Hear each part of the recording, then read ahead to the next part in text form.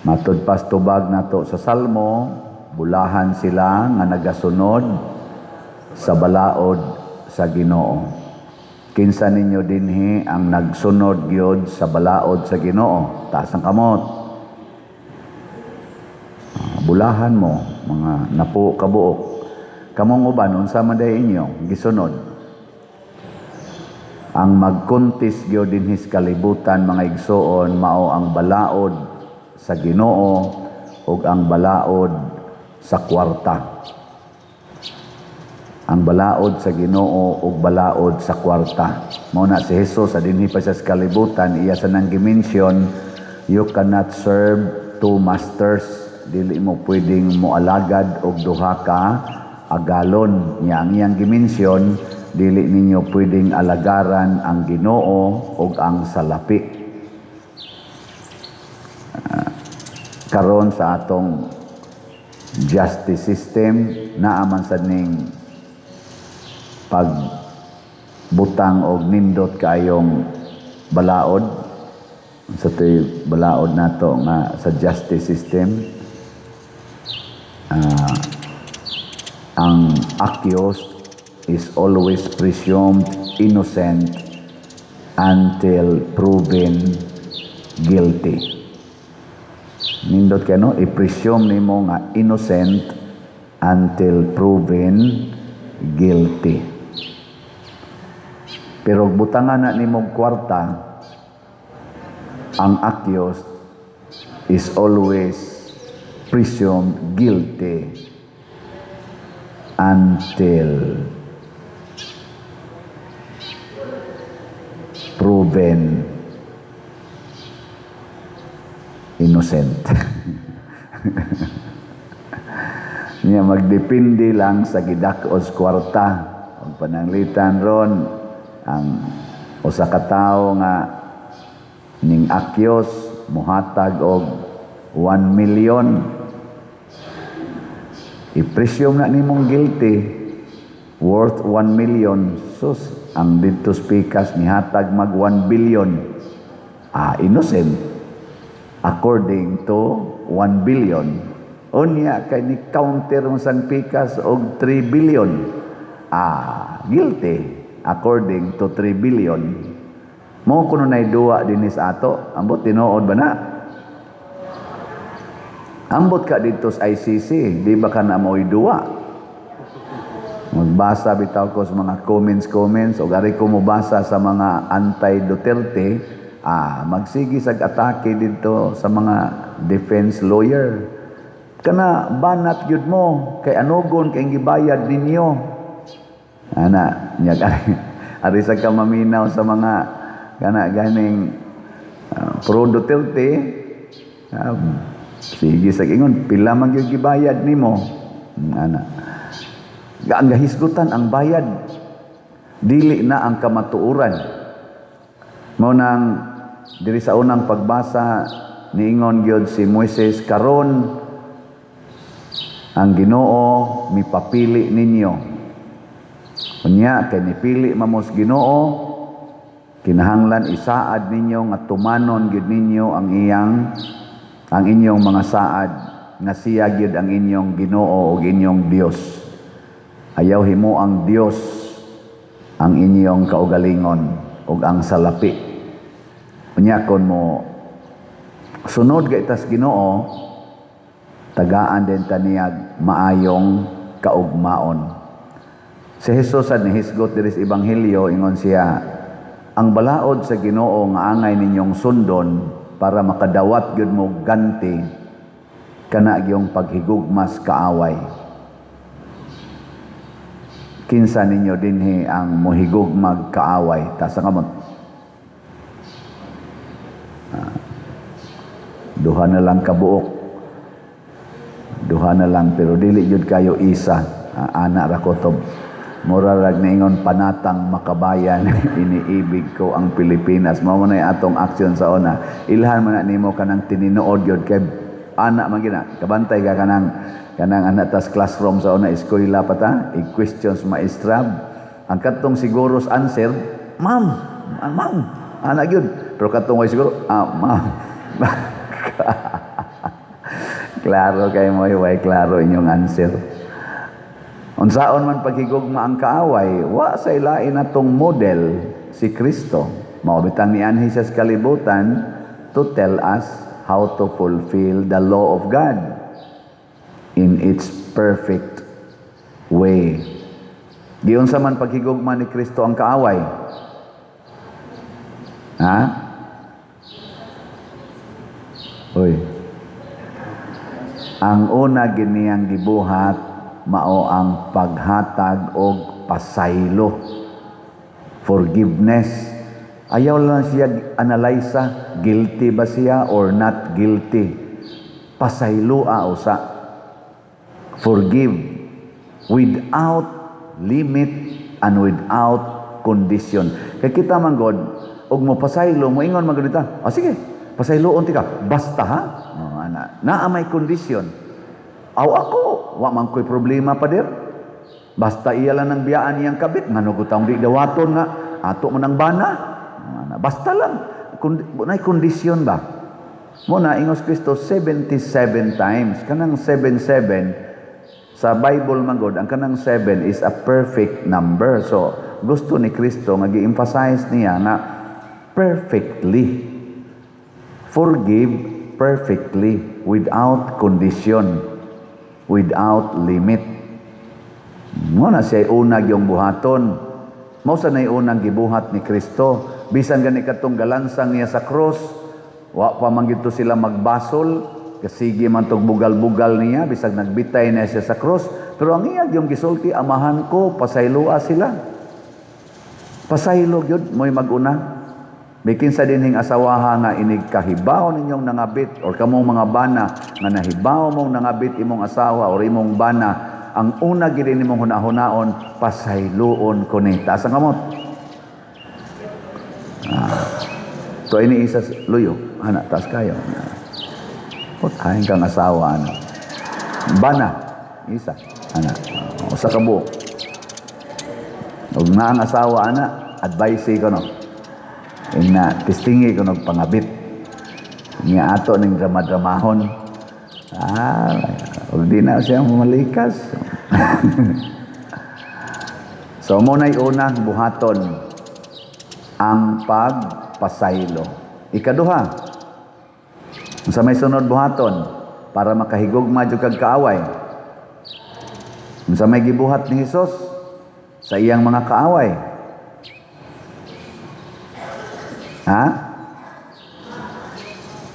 Iyang kuyugan, ni kuyog siya sa iyang mga kaaway. Kaya ang taong nahigugma, di man gina mo distansya sa iyang higugma. Ni kuyog siya, iyang giduol. Di ba katong padong na sila sa Jerusalem, niya naghuwat na ditong iyang mga kaaway. Daghan kayong naingon niya, Lord. Hasta ganis Peter, naingon niya, Lord, ayaw adto dito, kay baon naman yung kang ila kang patyon, ayaw dito. Si Jesus, niingon lang, pahawa, Satanas, babag ka sa akong dalan, mulahos yung ko sa Jerusalem. Bahala, nagbabagan ko nimo, kay maoni ang gisulti sa akong amahan. Maoni ang kabubuton sa akong amahan. Ug unsa may kabubuton sa amahan? Unsa man? Na ilansang gid siya sa cross. Mao na siya. Nya dayon sa may sunod. Sige, ato sang i-check. Doon naman to'y usa nga ning isas kamot nga higugmaong kaaway. Ambot andam baka to siyang mukuyog sa kabit sa iyang asawa. Nya mangaon sila. No? Nindota ka, no? Kamong mga asawa, andam saan mo makig-snacks sa kabit sa inyong bana.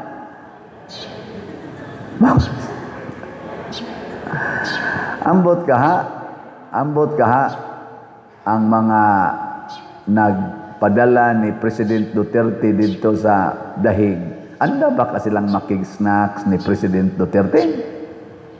Og balihon sa nato, si President Duterte ug ang iyang mga anak, andam ba sa kahang makigkaon-kaon kuyog sa nagpadala sa ilang amahan dito? Abangan ang susunod na kabanata. Pero butangan na ni mong kwarta, pinaakay to the max gina. Butangi kwarta, bisan pag managsuon mo, di mo ka maong mo pasaylo. Bisan pag bana mong asawa, butangi kwarta, di na gid mo ka maong mo pasaylo. Grabe kay ng kwarta mga igsoon. Bisan pag pulos ta Filipinos, butangi kwarta, di na kamo ilang nga Filipino na. Maubitan ng dako rong question, di ba? Aligre namang ilang hiring-hiring dito. Nindot man kay sila mo presentar sa ilang argumento, ang defense, ang prosecutor. Pero ang nagpabiling question, giunsa man pagpadala ang atong former president ngadto sa The Hague. Giunsa ba pagpadala? Kana mo tanay atong angayan ba to nga kadtong paagiha ang pagpadala? Ato pa ng sulbaron, pero wa na sulbara. Ang ilan na rong sentro, na naman na diha, di. Mauna na. O ang ikatulo, ang sa tuyo unang pagpasay, ang sa tuyo unang paghigugmas kaaway, pasayloon, sunod, kuyugan, ang sunod, ang saman, ikatulo, dawaton. Kay usahay imong kuyugan, tamparuson man ka. Imong kuyugan, dunggabon man ka. Dawaton. Ana.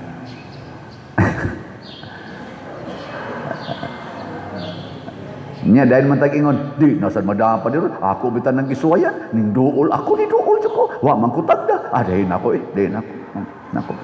Ni suway kong tagad, di nako. Ayaw. Sige lang yung kagdawat. Pasabot, di ka muhunong og pasaylo, di ka muhunong og kuyog, di sa ka muhunong og dawat. Acceptance. Kana bang mukaingon ka, maging sino ka man, tanggap kita.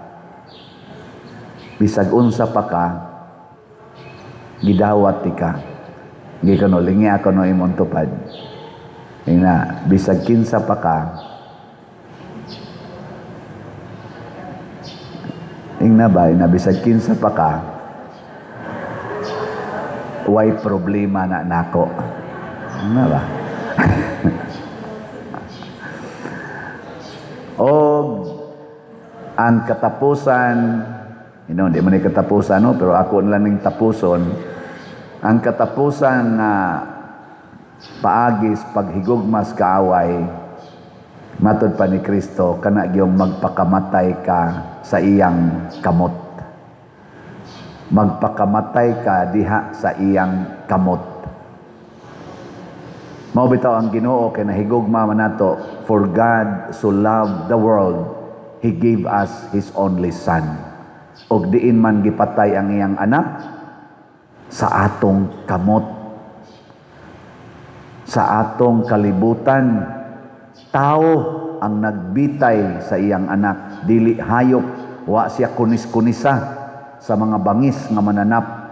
Gipatay gid siya og kamot sa tao nga mao ang iyang kaaway.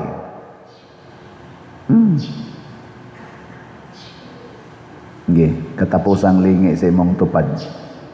Ingna, andam na kong mamatay sa imong mga kamot. Sige, ingna. Ingna ba? Ingna. Oy, wag yun, manglingi ang tanan. Buwa kayo, patyo, tanong ka niya. Dili man yun siya angayano nga atong i-equate, pero nabayay nindot nga pamalandungan na magkukoy nakita dito social media, nakakaiyak ang mensahe ni President Rodrigo Duterte. Bago pa lang ba karon kay murag ni-end naman ang ilang confirmation of charges nya. Ang katapusan nga talk man tingay ito ni sanang ilang defense lawyer, Kaufman ba na sa nga pag-pronounce, iyang gisulti nga niadto siya during the break niadto siya sa silda ni President Duterte og iyang gisulti ang tanan nga unsay nahitabo didto sa hearing kay wa magi siya motambong niya. Iyang giingnan nga unsa may imong ikatubag aning tanan. Iya sang gisulti nga naay daghang tao diha ron na nagpundok, nagsigig express ilang gugma nimo nga hibaw ka atong pag 88th birthday nimo. Grabe ang mga flowers, chocolates ug uban pa mga letters nga ang nahitabo nag-hire na og ban ang kaning mga naggamit nagban para paghipos atong mga nangalaya nga mga buwak kay purtig yung buwak gibutang greetings ana nya tibuok kalibutan lain-laing nasod naghimog celebration sa imong birthday. Nitotok ra kuno si President Duterte nya ni smile og gamay mura to wa gitingog. Unsa may imong ikadepensa aning gi-accuse man ka ani pulos man ni mga criminals. Ingon din ko no siya kisa may mga anang criminals nga ning accuse nako. Mao to iyang gisulti pero di man na isulti sa media. Iyang gisulti. Ingon ko no si President Duterte wa man ko kaila anang tanan gawas lang anang duha. Kaila ko anang duha. So kanang tanan wa man ko kaila ana nila nganong ila man kong gi-accuse. Sa kanya kaning duhang imong giingon unsa may imong ika-describe ang usa kana liar kaning usa kana skalawag na moro to iyang gisulti nya paghuman istoryahan na po siya posible ba ya o di jud ka mo atubang didto sa mangyod basig ma padayon gining imong hearing din ingon ra sad si President Duterte, I have done my duty in my country. I have left my legacy. Go to court and do your job. But I can no longer help you. Siya pa no iniingon ni Koopman. I have done my duty as President of my country. Ang tanan akong gibuhat mautoy akong paagi sa pag-fulfill sa akong duty as President of the Republic. I have left my legacy, either bad or good, tingali iyang pasabot.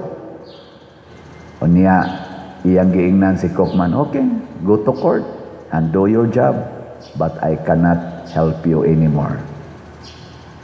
Sa ato pa, ug unsay hukom, dawat na niya. Ngayon na silang gisulti before ani nga maong statement, I already accepted my fate that I will die in my prison cell. Kaya naman silang gisulti sa unang presidente pa siya. Ingnan niya mga pulis o military, I am willing to rot in jail. Just do your job. Ug ako ra gyud magpapriso para ninyo. Kini mao mga statements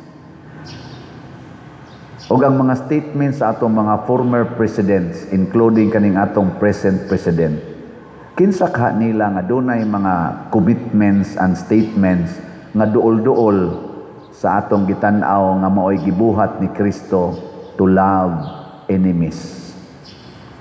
Ato kuno ng pamalandungan. Unya karong maabot nga eleksyon, kinsa Manila aning mga nanagan o posibleng managan. Apel na ni si Inday Sara kay mao man na siya ay usaros ni Sultina. Kinsa ka nila ang kamaong muhigugma og enemies according to Christ's standard. Tingali mao na ato yung suportahan kay nanginahanglan ang Pilipinas og love karon. There is so much hatred now among Filipinos. There is so much factions among us Filipinos. There is so much deception that we cannot anymore recognize na kapwa ta Filipinos. Gani, ang ato mga Filipinos nga mga professionals, dili na mahigugmas Pilipinas, magsigi naghandom nga maka-abroad unta ko. Luoy na kaing Pilipinas. We need to love our country. And sa gisulti ni President Duterte, i-verify lang sana nato kung iya ba ginang tinuod ba na natong nabati, niingon gid siya, I love the Philippines. Nya dungan din na siya kiss sa flag.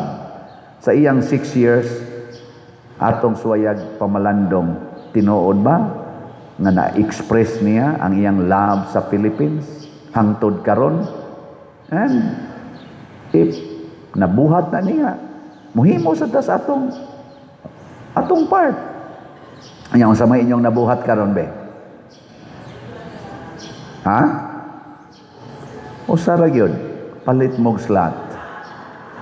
And you can express your love for our Philippines, our parish, our community. Pero di gani ka mo palit og slot, bisag naa kay 100 diha, at least na kay 100, di gyud ka mo palit og slot, nahigugma kas kwarta. And you cannot love your enemy, and you cannot fulfill, di jud ka makatuman sa sugo sa Ginoo.